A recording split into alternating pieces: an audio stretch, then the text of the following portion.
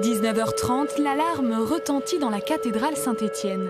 Un feu vient d'être simulé dans les combles pour un exercice totalement inédit.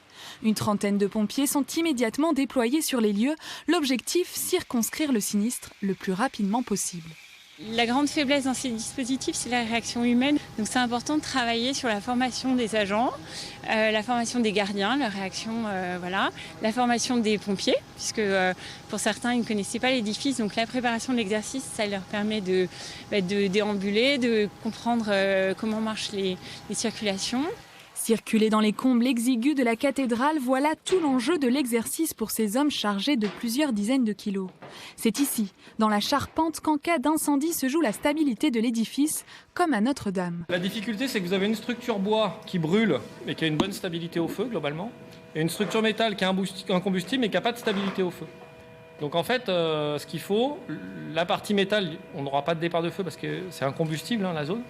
Par contre, on risque d'avoir un départ de feu sur cette zone bois et il faut absolument éviter qu'elle se transmette à la partie métal, l'éteindre le plus vite possible pour garder la stabilité de la charpente. Second objectif de l'opération, mettre en lieu sur les œuvres. Pour s'entraîner à la manœuvre, 11 tableaux achetés en brocante ont été disposés dans la cathédrale. Munis d'un plan, les pompiers n'ont que quelques minutes pour les évacuer. Il y a beaucoup d'œuvres dans la cathédrale, mais la plupart ne sont pas déplaçables parce qu'on a des tableaux immenses. Il vaut mieux que les pompiers soient sur le front du feu plutôt que de sortir des œuvres.